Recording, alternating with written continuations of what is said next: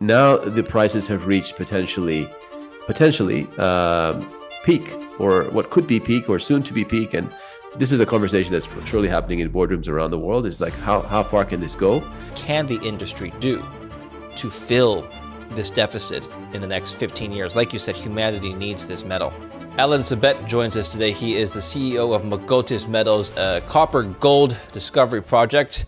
And we'll be talking about the project itself, as well as his outlook on the commodity space. Alan, good to see you. Welcome to the show. It's a pleasure hosting you today. Thank you for being here. Thanks, David. Thanks for having me. Copper gold exploration, it's a good mix of metals, and we'll talk about exactly how the geology works. First of all, copper and gold have both been on a tear all year. Let me show you something here. This is the S&P 500 versus the Russell. Now I'm going to overlay this with gold. Gold's been outperforming the S&P on a 6-month basis, as well as a year-to-date basis, as well as a 1-year basis. Okay, this doesn't happen all the time. The gold industry is celebrating. What attributes can you place on the gold market that have contributed to this massive outperformance over general equities? Well, before we do that, why don't you show us a 30 and 40-year chart so we understand really what the value creation is versus gold and equities? I mean, yeah. Well, so this is over 1 century. Let's start from 1990. Give us a 30-year. Yeah. 30-year S&P 500 still up tremendously more than gold. It really depends on what year you start. Yeah. Look, I think gold, obviously gold isn't doing any of the heavy lifting when it comes to If you start from 1971, then gold's up 9,600% versus S&P 6,700. So yeah, it really depends on which year you start. That's actually phenomenal. That's a phenomenal view. I mean, look at that. In that time, we've had computers, we've had revolutions on mobile phones, AI, internet, transportation, infrastructure.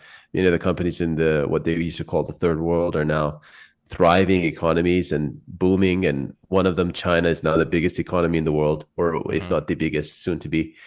And despite all of that economic growth, which you normally see reflected in something like the S&P, and I'm sure if you put all the other share indices here as well, they would track similar. Despite all of those developments, you've still got gold as the primary asset. What is that saying?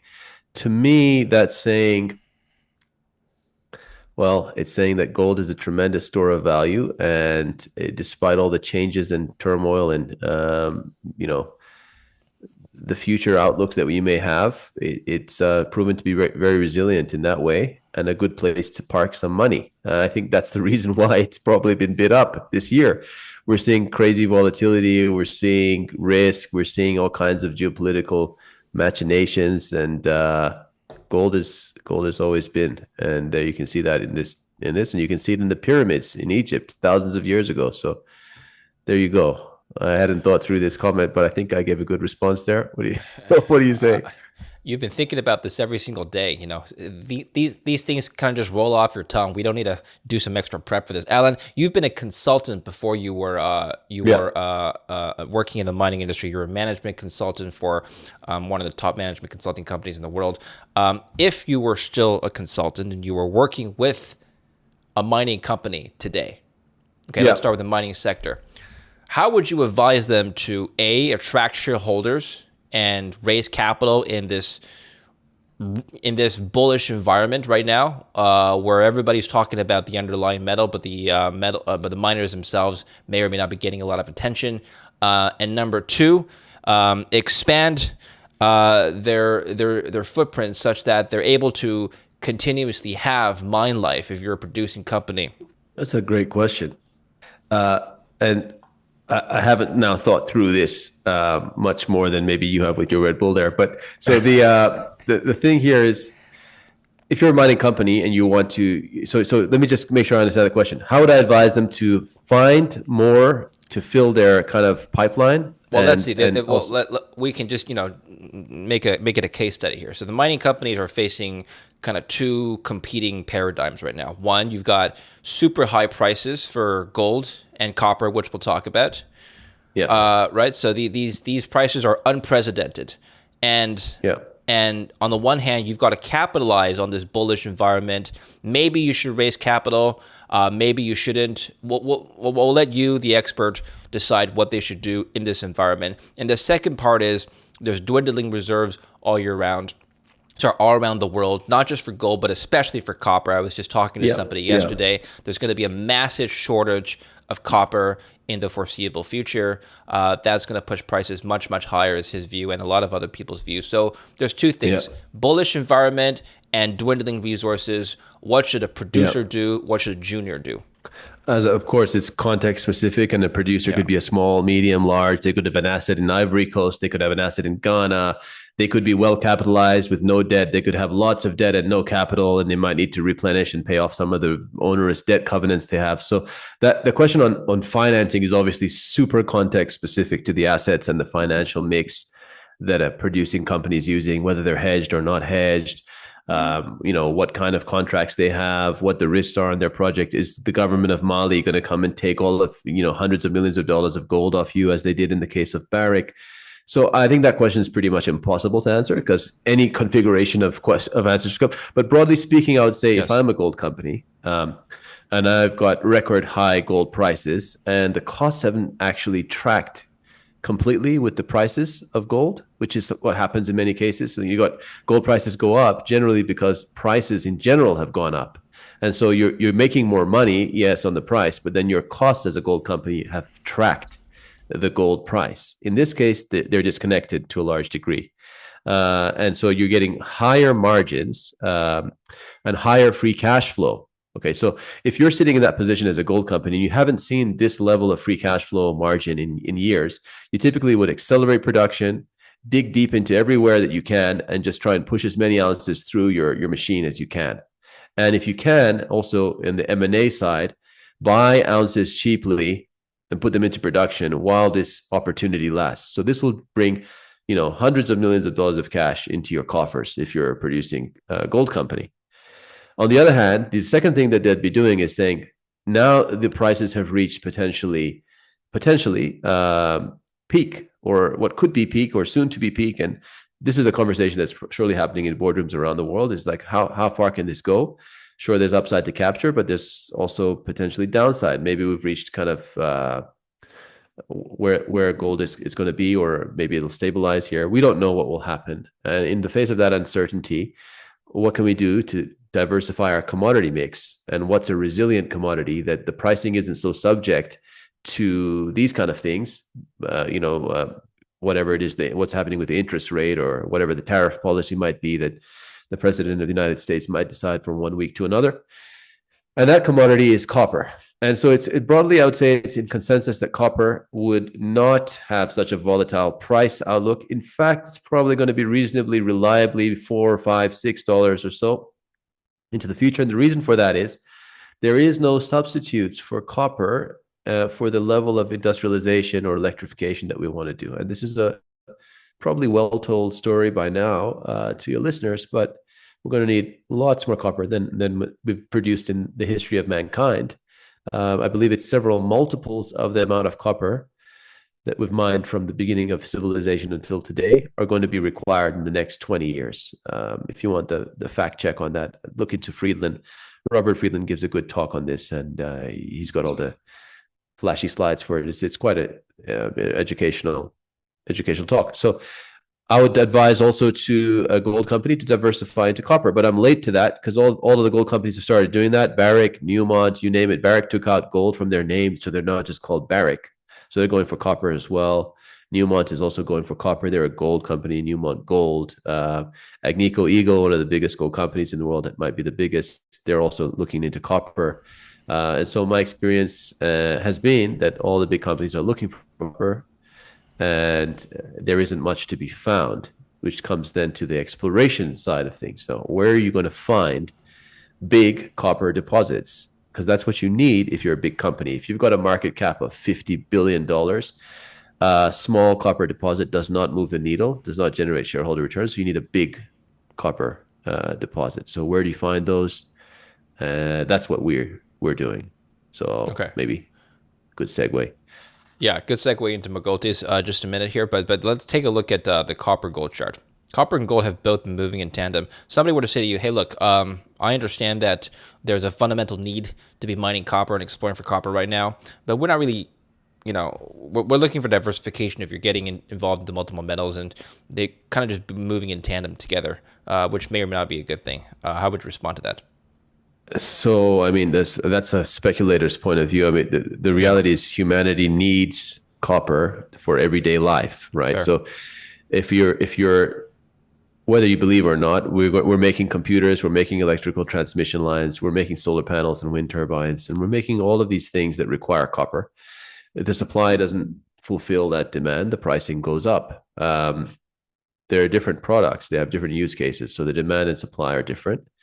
There's a very clear disconnect now, and there's a difference. The charts you showed me are all backwards looking. Okay, the themes that we're talking about, particularly electrification of the vehicles, for example, and the grid changes that are required to transmission lines to accommodate massive electrification across the board of vehicles, and the shift to renewable energy, and what that will imply for copper demand.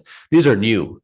You're not going to see them on backwards looking charts. So you can expect those two, if they are correlated, which I couldn't really tell from the brief, flash that you did, they're not going to be correlated going into the future potentially. So we need to think that the past isn't necessarily the future. And you know that from very basic examples like the internet. There's a pre and post internet era. We know that from the motor vehicle and any number of inventions. So right now we're looking at is AI, for example, and the capacity and the capabilities we've seen develop in that field in the last even 5 months, 6 months is tremendous, right? So we're entering into a different period. So those two charts, as correlated as they may have been in the past, I wouldn't expect that to hold necessarily into the future. Projections vary, but a consensus estimate would be about 2 to 3% annual growth in copper demand over the next 5 years. That's a 5-year CAGR of 2 to 3%. 2024 demand approximately 20 million tons. Projected copper deficit. The 2024 deficit is already estimated at 3.6 million tons. The future imbalance, the IEA, the International Energy Association, warns of a 30% shortfall by 2035. Versus a demand gap equaling roughly 9 to 10 million tons a year. A Bloomberg survey estimates a shortage of 4.5 million tons by 2030. So the short-term outlook is that deficits are expected to emerge somewhere around 2027 and widen going forward. Now, that leads me, David. Yes. IEA, that's hilarious. Now look at IEA's historic forecasts versus reality. What they typically do is they take the exact place that line started and they just draw a sideways line. So there's really funny charts on the internet. You go back 10, 20 years, and every single year's IEA forecast has been wrong. Well, but do you agree with the general consensus that, yeah, maybe absolutely. not consensus, but I think the numbers are underbaked. Is what I think. That's what you're saying. Okay, so it should be even wider. They're projecting 30% shortfall by 2035, but it could be even wider. Well, the shortfall is not going to be there. The demand is going to be met by enterprising companies like your Barracks, Newmonts, and like us, who are looking to fill the gap. That's not going to be there, but the price, as a consequence, is going to be higher.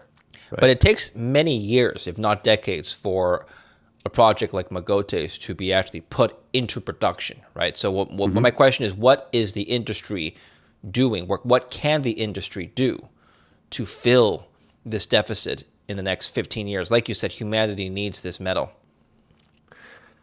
What they've been doing is actually what you may have observed in the last year is a number of Five Eyes jurisdictions, so US, UK, Canada, Australia. I don't know how much Canada has done, but Australia has and US have enacted legislation to ease the permitting process. So permitting has added, whether that be environmental or otherwise, has added many years to the projected or the expected time frame to take something into production. So I've seen legislation and executive orders out of the U.S. that have subsidized mine builds. They've invested, I think the U.S. government invested in Mountain Pass. It's a rare earths project.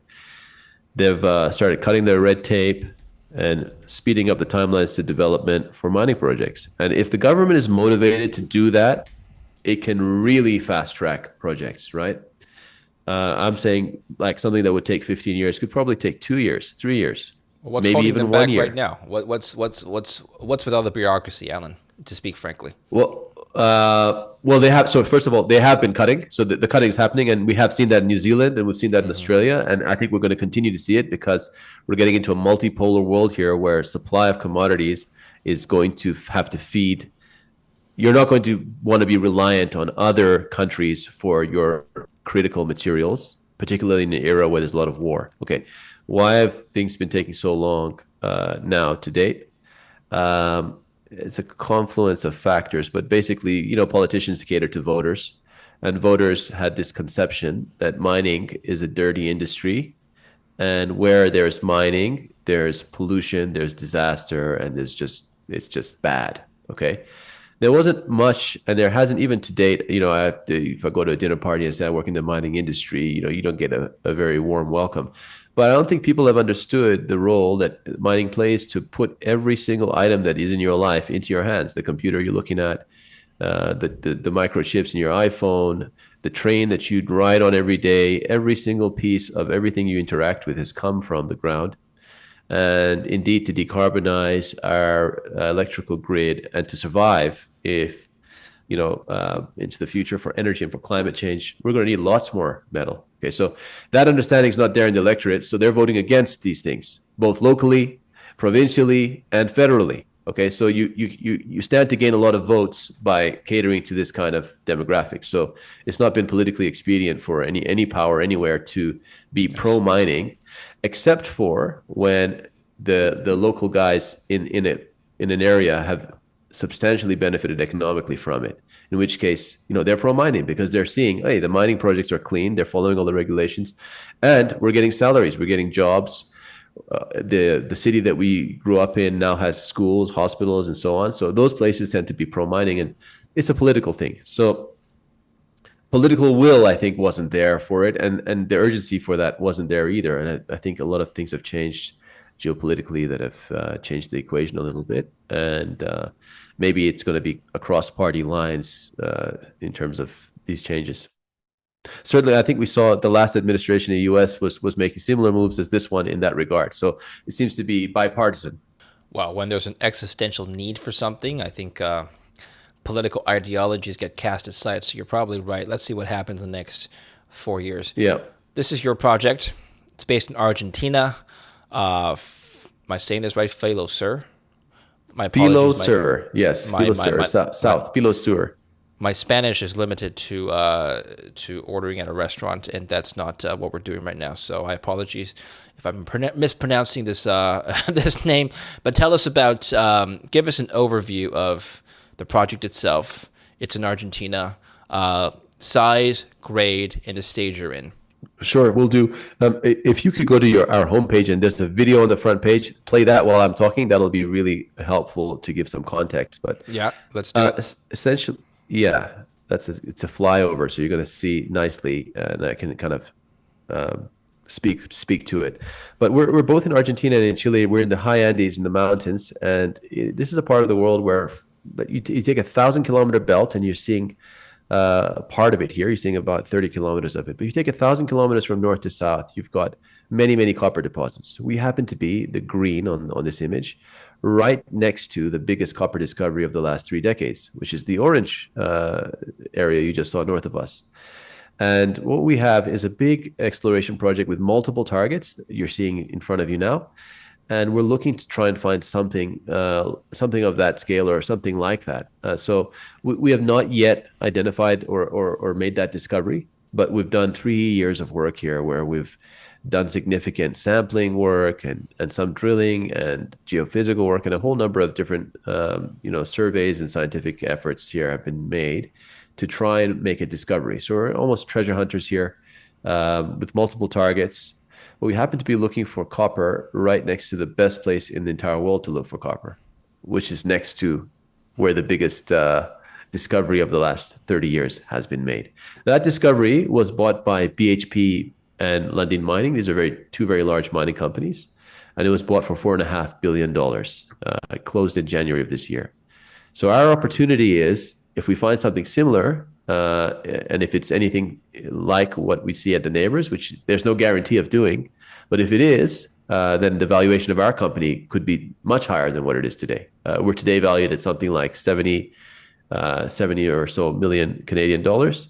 But as I said, the neighbors were taken out for 4.5 billion Canadian dollars. So this is who we are. You're now flying over our land package here. It's a 100-kilometer square land package. You're seeing some of our targets outlined in green.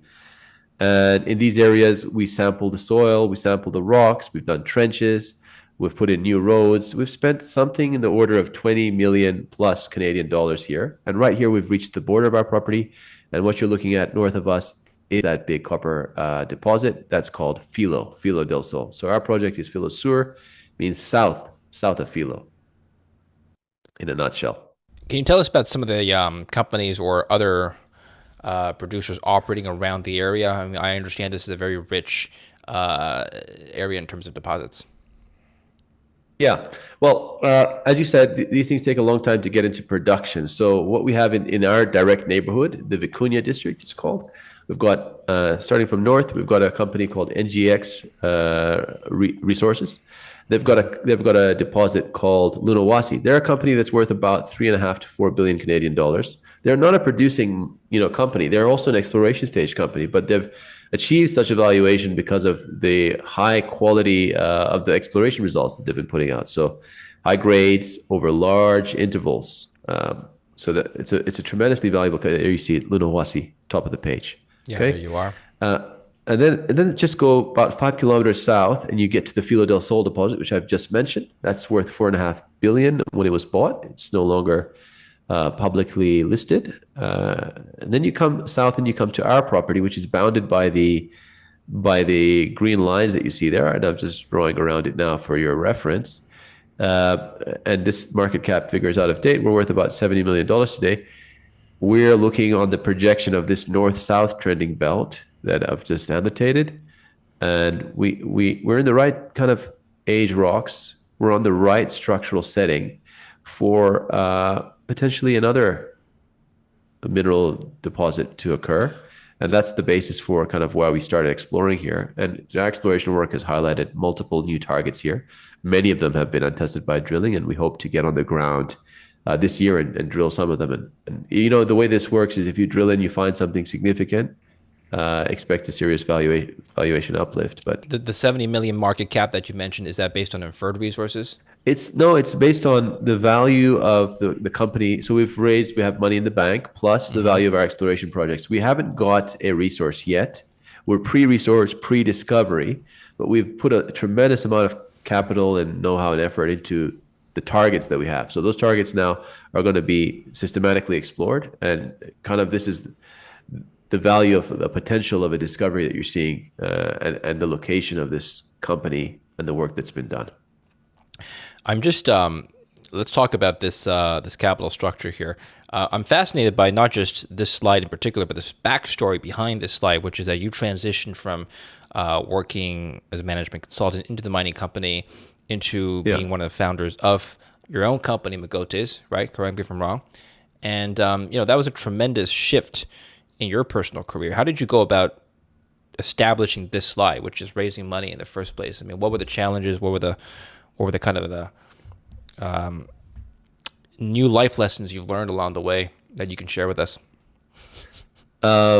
It's much harder than it looks. And so when you talk to entrepreneurs from all walks of life in any sector, and this is true of Bezos, Zuckerberg, whoever you talk to, often you'll hear them say, "If I knew it was this hard, I wouldn't have started it." So naivety is important here. It's it's 6 or 7 years, no, probably 8 years now that I've been working in the mining sector, in exploration specifically.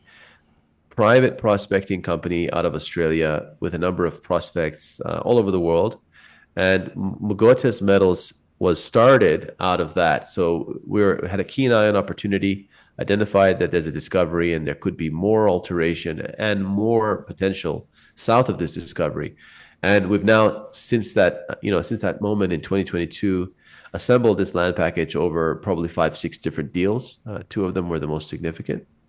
And so you start step by step putting the land package together by signing on deals, and financing the company requires a fair bit of hustle. You've got to go out and meet investors and share what the opportunity is. And so those two things hand in hand, and you slowly work your way to the point where you have, what's compelling enough to drill or to raise money off of to take the next step. So it's a step by step process, to get to this stage. But we're really at the beginning here. So what I want to do next is more important than what has been done, and that is to take this capital and the work that we've done, which is a lot of blood, sweat, and tears has gone into it, and make a discovery. And so that's the hard part. And you could do everything right and still get that part wrong. And but we're confident that we've put in the hard yards here, identified really attractive targets, worked them up, and we're going to take it step by step. So the cash you have is all from raising money through institutional and perhaps some retail investors. Do you have any debt on the books? No, debt. And David, what I'd suggest you do is go to our website. This presentation isn't current because we just closed the capital raising like a week ago. Yeah. And so the website's up to date, but the presentation is not. Okay. We have about $25 million, maybe 26 in the bank, depending on the period end. And the share structure will be more reflective on that particular page. But yes, the money was raised through funds, a number of whom you see there. A lot of them are specialized actually in mineral exploration and have a good reputation in that.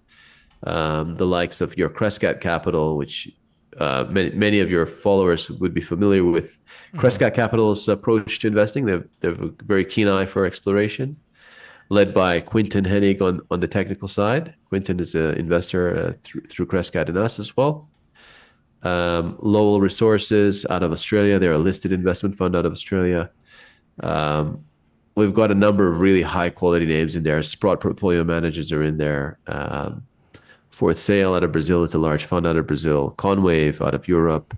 So big vote of confidence from the good investors who know exploration. Well, tell us about the next steps for Mogotes, your pre-resource. Give us a timeline of what you plan to accomplish this year next. Yeah. So as I said, it's systematic exploration. So what you do is you want to take the next step, assess the data, come up with a plan to go forward. What we're doing now is we've got the funding in. We've just completed a field season of work. We're still putting out news on that. And so expect in the coming weeks news on kind of the final touches of the exploration work from our last season is coming through. We're going to put together a drill plan and exploration plan for this season that will test a number of these targets or advance them. And you can expect us to be on the ground probably in October.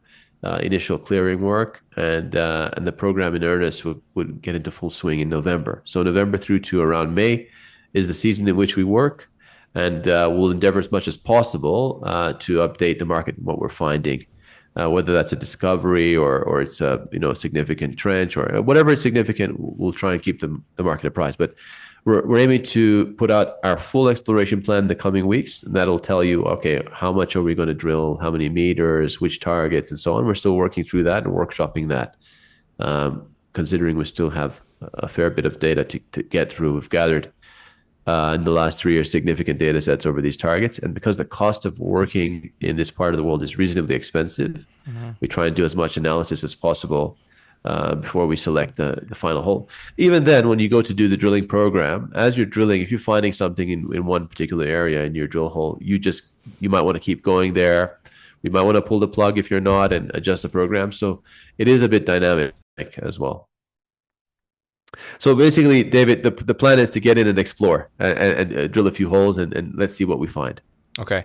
When do you think you'll need to do financing again?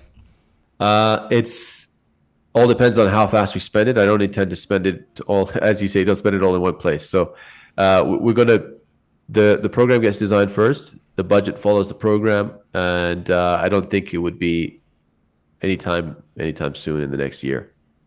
Okay. But depending on a number of factors, but really we're financed for the season. on average, I mean, not just for your company, but as an industry, a pre-resource company, what's the typical runway we're looking at for the cash reserves? It really depends how you're running your company. I like to always have in the treasury enough to comfortably run the company for a number of years on the general administrative portion, which is your stay alive money. But to drive results in this sector, you also need to push exploration forward. And so there's no sense just staying alive. So you can always go into your survival mode, shed costs, reduce, and extend runway. So it's a bit flexible in that sense, David, because most of the sector you use contract geologists, contract drill companies, everything's contract. So when you're on, expenses are high. When you're off, you can shed almost all of it as long as you don't have a big head office kind of burn rate set up. And we don't have that. So we're very flexible in terms of ramping up and down on expenses as needed. So if survival mode is necessary, we can do that. But we've been reasonably successful at attracting high quality investors and at good terms. So we've just closed $22 million financing. Yes. $9 million was an investment by the Braun family from Argentina, or an entity associated with them. And they're a very prominent business family in Argentina. It's a big vote of confidence. It's made the news headlines in Argentina. It's just an example of the long-term support we have from our shareholders. And I think we'll continue to enjoy that support so long as we do the right thing. Let's just imagine, for the sake of imagining here, in the next 10 to 15 years, a lot of our lives will be automated. A lot of industry will be automated. If you could ride the AI and robotics wave, which aspects of the exploration process would you like to see automated that could significantly reduce your costs and overhead? Well, a lot of people are looking at this problem right now, including me, but the obvious contender is drilling. When you look at the cost of exploration, a lot of it is to avoid drilling, to reduce drilling, to target drilling better, to make drilling more efficient, because drilling is pretty expensive. Particularly when you're going to depth. One of the key kind of changes in this industry in the last couple of decades is near surface discoveries have mostly been tapped out. So if you want to find something significant, often you have to find it at depth, which implies, deep drilling, which is very expensive. The deeper you drill, the more expensive it gets. So I don't know if AI is a one size kind of fits solution for the drilling problem. There are a number of different things tools that need to be used, but drilling is the obvious place to apply technology to reduce cost and improve efficiency. Well, here is your stock. It's already up if you just count the latest. Sorry, what price. Code is this? You're using the Metals. Frankfurt Stock Exchange code. Let's go on to the TSX one, MOG. Right. Yeah. MOG. All right, let's do that. Okay, here we go. Yes, that's a price I'm more familiar with. This is, it's already up 86% year to date. If you take the peak, it was up 109%, 110%. Anyway, congrats on a great year. What can you do to continue to add shareholder value? In other words, investors are looking for another 80% gain next year, fingers crossed. Yeah. How would you, obviously it's market dependent, but what would you as a CEO do to continue to at least preserve shareholder value?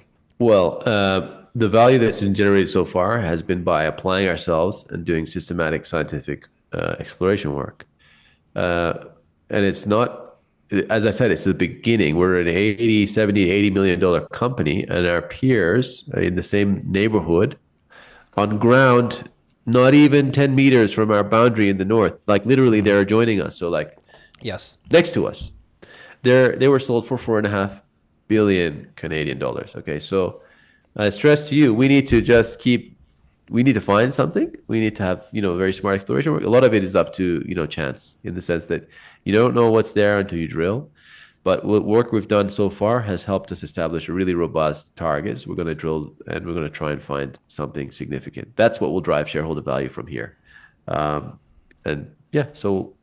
we're working on it. We've been on the case for 3 years. We'll continue. Going back to the land package that you have here, and the surrounding areas and the surrounding companies. Here we go. This, when someone looks at this and they think to themselves, it's surrounded by large established companies. Mogotes probably is positioning themselves for a buyout because that's typically what happens when you're surrounded by larger companies that are neighbors. You don't have to comment on that directly, but what is your long-term plan? Are you hoping to one day take this into production, or are you positioning yourself to be sold?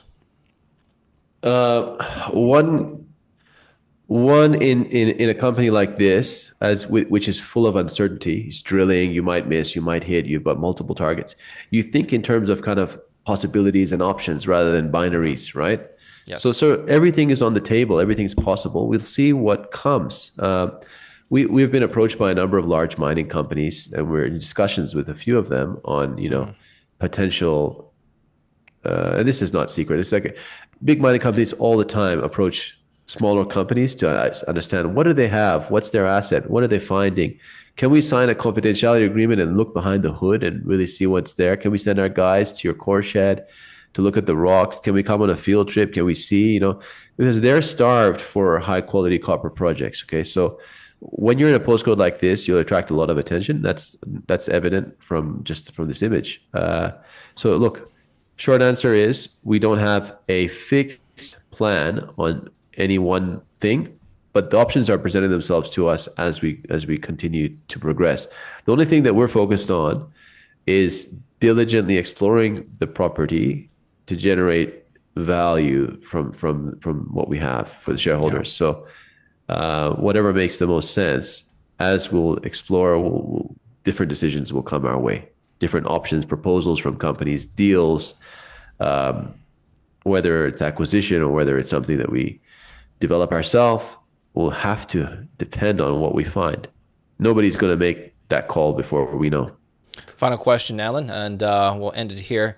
You told me offline that straight out of school and college you were recruited, where you got offers from top investment banks. Have you ever, at this point in your career, looked back and thought, gee, instead of looking at rock samples, I wish I was doing deals right now, somewhere in Sydney or New York? Yeah, I was in Sydney in Goldman. The day I arrived to my internship in Goldman was the day Lehman Brothers collapsed. So it was an interesting day. The guy that allocated to be my mentor, they do that for everyone who's there. He was walked out with security. So they had to come and say, first day, sorry. Your first day? First day, yeah, first day. So I was like, oh my God, I like that guy. He's gone. Anyway, it was fun. You got a sense of the financial markets, the flows of money. Worked on got to see the different desks. They got the foreign exchange desk. They've got the commodities desk. But I also got to see the M&A bankers and what they do. And they're doing 100-hour weeks, right?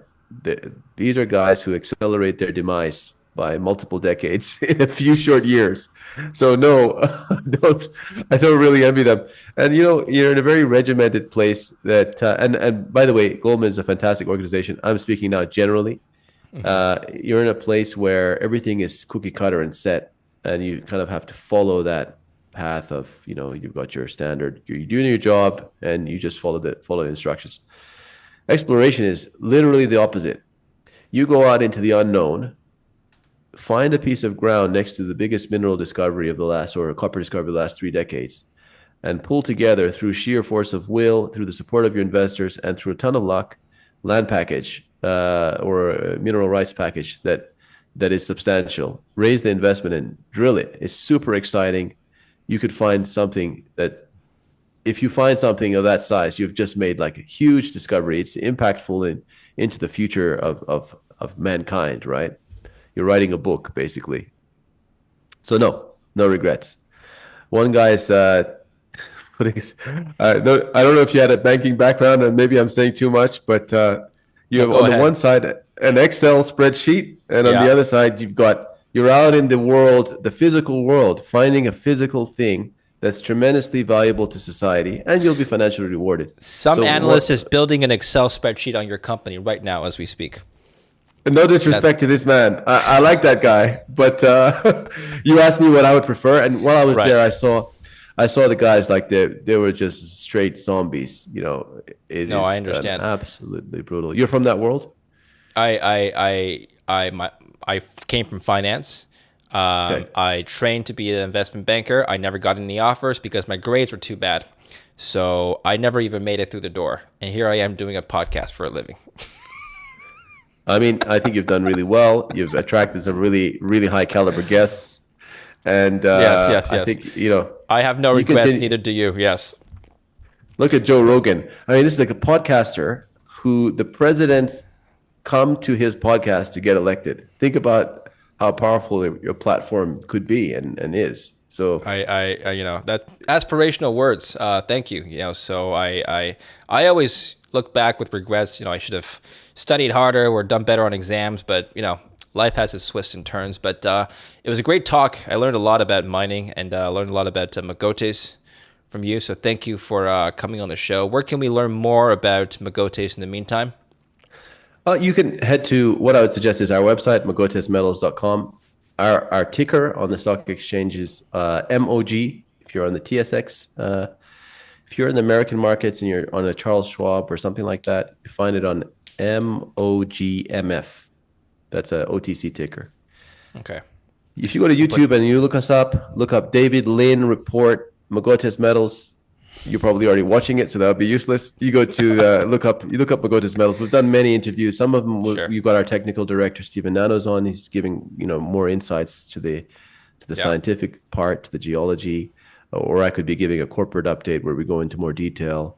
Or you can also just drop me an email directly. It's just info@mogotesmetals.com, and I'm happy to take questions by email. Thank you very much, Alan. It was good to meet you, and we'll put the links down below so you can follow Mogotes there. Appreciate it. Thank you for watching. Don't forget to like and subscribe.